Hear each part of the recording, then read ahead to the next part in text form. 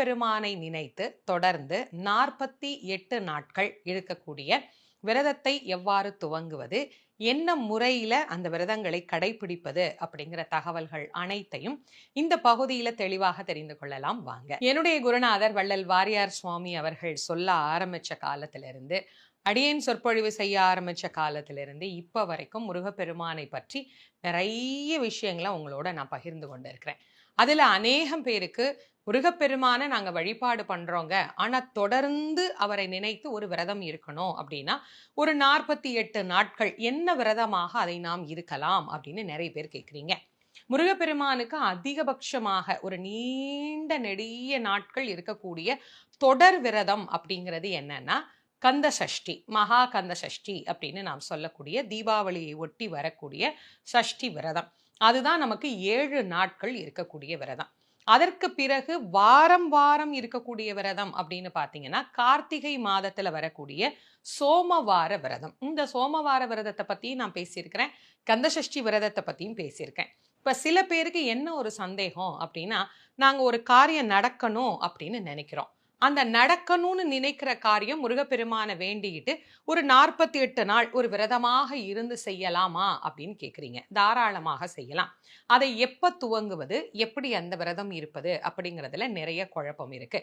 முருகனை நோக்கி நாம விரதம் இருக்கிறோம். அப்போ முருகப்பெருமானுக்கு எது உகந்த காலங்கள் அப்படிங்கிறத முதல்ல நாம தீர்மானம் பண்ணணும். செவ்வாய்க்கிழமை அல்லது வியாழக்கிழமை அல்லது ஞாயிற்றுக்கிழமை. வெள்ளிக்கிழமை கூட முருகப்பெருமானை நினைத்து விரதத்தை எடுத்துக்கொள்ளலாம், வாய்ப்பு இருக்கு அப்படின்னா.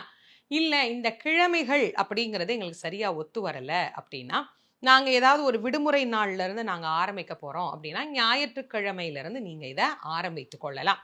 அதுல திதி பார்த்து நீங்க ஆரம்பிக்க போறீங்க, நட்சத்திரம் பார்த்து ஆரம்பிக்க போறீங்க அப்படின்னா அதுக்கும் உங்களுக்கு நான் சொல்லிடுறேன். முருகனுக்கு உகந்த விசேஷமான திதிகள் நட்சத்திரங்கள் நிறையவே இருக்கு. அதுல நமக்கு சஷ்டி அப்படிங்கிறது ரொம்ப ரொம்ப முக்கியமானது. அது நீங்க பாத்தீங்கன்னா ஒரு மாதத்துக்கு 2 சஷ்டி வரும். ஒன்று வளர்பிறையில வரும், இன்னொன்று தேய்பிறையில வரும். ஆக வளர்பிறை சஷ்டியும் நல்லது, தேய்பிறை சஷ்டியும் நல்லது. நீங்க ஏதாவது ஒரு சுப காரியம் நடக்கணும், ஒரு செல்வம் வரணும், எனக்கு வாழ்க்கையில் ஒரு வளர்ச்சி வரணும் அப்படின்னு நீங்க நினைச்சீங்கன்னா வளர்பிறையில இருந்து ஆரம்பிங்க. கடன் நீங்கணும், எனக்கு இருக்கிற துன்பங்கள் நீங்கணும், அதாவது பிரச்சனைகள் தேய வேண்டும் என்று நினைத்தால் தேய்பிறை சஷ்டியில இருந்து ஆரம்பிச்சுக்கோங்க. ஆக சஷ்டி அப்படிங்கிற திதியை நீங்க கேலண்டர்ல பாத்தீங்கன்னாலே கொடுத்துருப்பாங்க. அந்த சஷ்டி திதியை தீர்மானம் பண்ணிக்கலாம். அதுக்கப்புறமா விசாக நட்சத்திரம், கார்த்திகை நட்சத்திரம், இது போல முருகப்பெருமானுக்கு விசேஷமான இன்னொன்னு பூச நட்சத்திரம். இதெல்லாம் மாசந்தோறும் நமக்கு வரக்கூடிய நட்சத்திரங்கள் தான். அதெல்லாம் என்னைக்கு வருது அப்படின்னு பார்த்துக்கோங்க. ஏன் நான் இவ்வளவு வகையா உங்களுக்கு சொல்றேன் அப்படின்னா, எல்லாருக்கும் ஒரே நாள்ல ஆரம்பிங்க அப்படின்னா அது எல்லாருக்கும் ஒத்து வருமா அப்படின்னா கிடையாது. ஒவ்வொருத்தருக்கும் ஒவ்வொரு கால சூழ்நிலை இருக்கு. இப்போ ஒரு பெண்கள் ஆரம்பிக்கணும்னா மாதவிடாய் முடிஞ்சு அவங்க ஆரம்பிக்கணும்.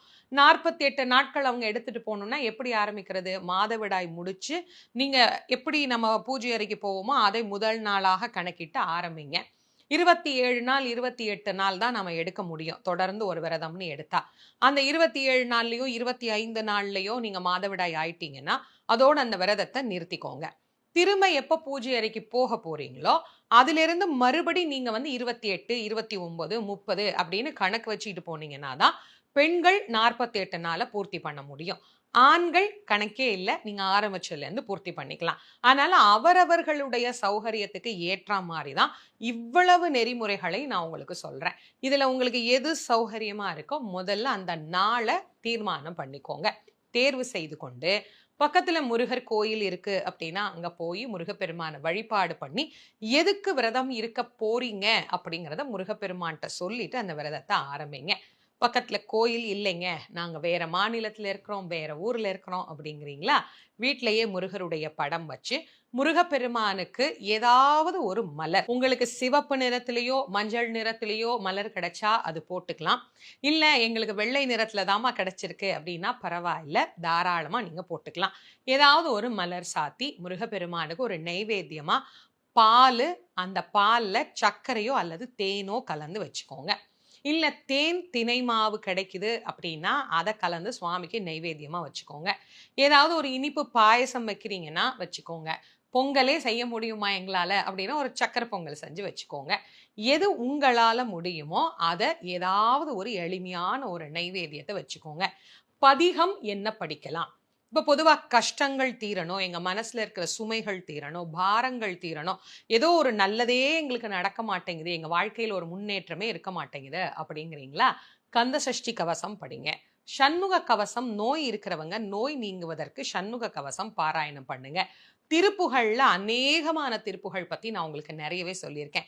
குழந்தை வேணும்னாலும் திருப்புகழ் இருக்கு, நோய் நீங்கணும்னாலும் திருப்புகழ் இருக்கு, சொந்த வீடு வேணும்னாலும் திருப்புகழ் இருக்கு.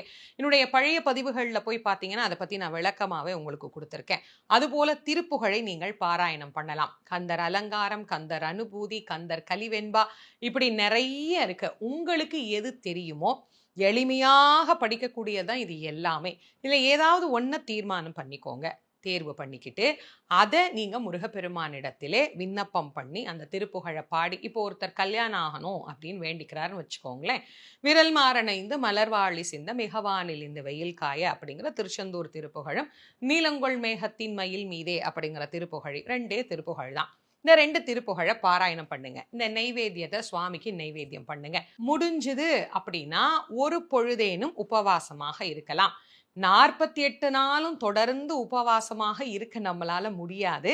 அதனால ஏதாவது ஒரு பொழுது அதிலேயும் எளிமையாக இப்ப சுவாமிக்கு ஒரு நைவேத்தியம் பண்றோமா, அந்த நைவேத்தியத்த சாப்பிட்டுக்கோங்க. காலையில இத பண்ணிட்டீங்கன்னா, மதியத்துல இருந்து நீங்க உணவு எடுத்துக்கொள்ளலாம். அல்லது காலையிலயும் மதியமும் உணவு எடுத்துக்கிட்டு, இரவு எளிமையாக பாலோ, பழமோ அல்லது ஒரு ஜூஸோ அந்த மாதிரி ஏதாவது ஒண்ணு குடிச்சுக்கலாம். இது உடம்பு ஆரோக்கியமா இருக்கிறவங்களுக்கு. நான் எப்போதும் சொல்ற அடுத்த வசனம் என்ன? உடல்நிலை சரியில்லையா? கவலையே பட வேண்டாம். 3 வேளையும் நீங்க எடுத்துக்கிற உணவ எடுத்துக்கோங்க. ஆனா சைவம் எடுத்துக்கொள்வது அப்படிங்கிறது முக்கியமானது. இப்ப பெண்களுக்கு நெறைய கேள்வி இருக்கும். நாங்க சைவம் தாம்மா சாப்பிடுவோம். ஆனா எங்க வீட்ல பிள்ளைங்களுக்கு, கணவருக்கு, மாமனார், மாமியாருக்கெல்லாம் சமைச்சு குடுக்க வேண்டிய சூழ்நிலை இருக்கே அப்படின்னா, நீங்க தான் சைவமா இருக்கணும். அவர்களுக்கு செய்ய வேண்டியது உங்கள் கடமை. அத பத்தி நீங்க கவலைப்பட வேண்டாம். நீங்க சைவமா இருந்துக்கோங்க. விரதம் இருக்கக்கூடியவர்கள் சைவத்தை கடைப்பிடித்துக் கொள்ளலாம்.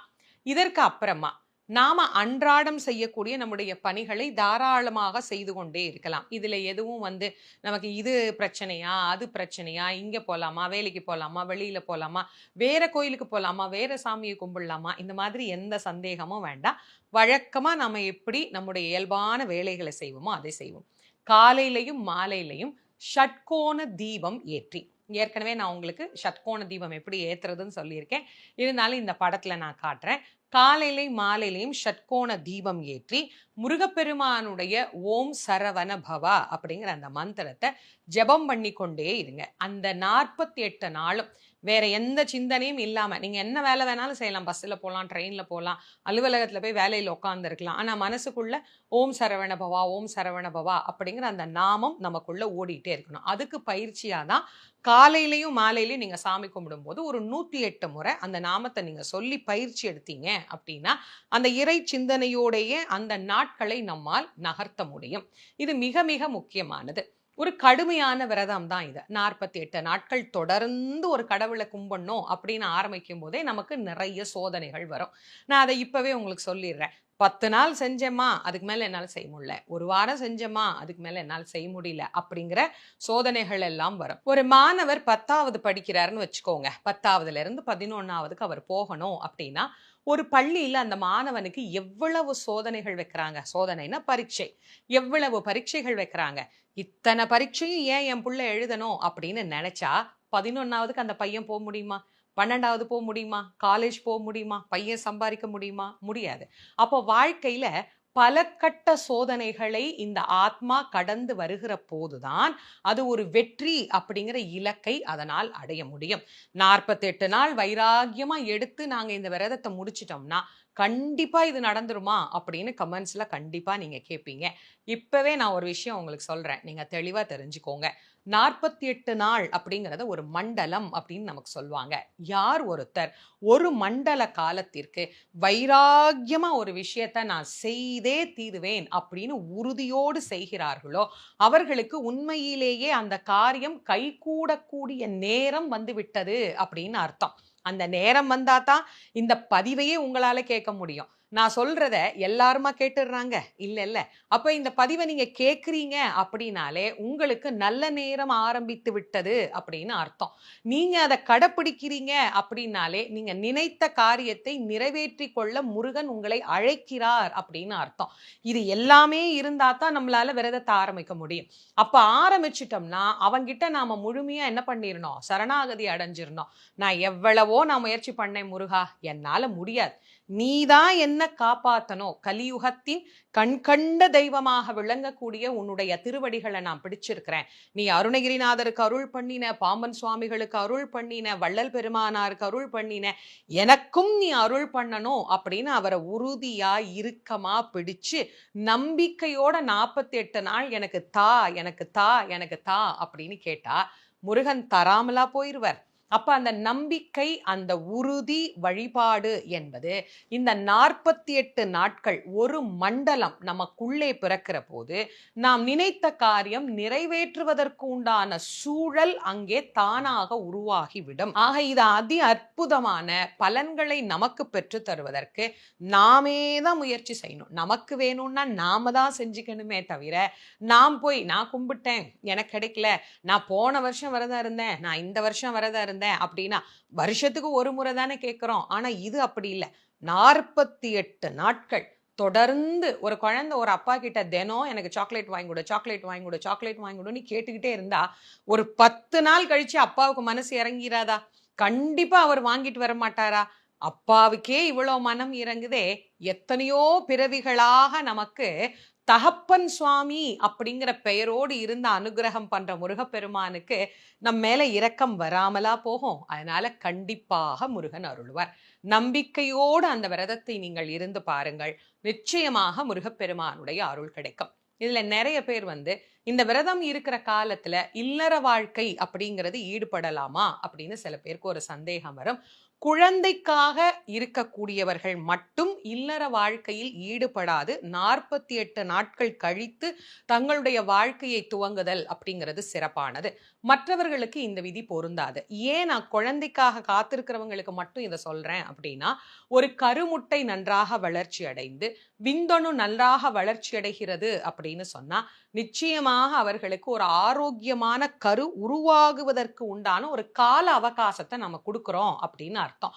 அந்த ஒரு அவகாசம் இந்த 48 நாள் ஒரு மண்டல காலம் அப்படிங்கிறதுக்குள்ள ஒரு ஆணுக்கும் பெண்ணுக்கும் நல்ல உடல் ரீதியான மாற்றத்தையும் மன ரீதியான மாற்றத்தையும் முருகன் அருளோடு பிறக்கக்கூடிய ஒரு அருளான குழந்தையும் அவர்களுக்கு கண்டிப்பாக கிடைக்கும்.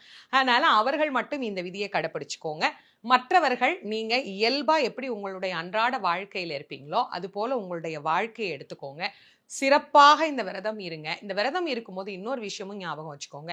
எல்லார்கிட்டையும் போய் நான் 48 நாள் விரதம், நான் 48 நாள் விரதம், நான் 48 நாள் விரதம் அப்படின்னு சொல்லிட்டு இருக்காதீங்க. அமைதியா உங்க குடும்பத்துக்கு மட்டும் தெரிஞ்சா போதும். உங்க கணவருக்கோ உங்க அப்பா அம்மாவுக்கோ உங்களை சுற்றி இருக்கிறவங்களுக்கு மட்டும் சொல்லுங்க.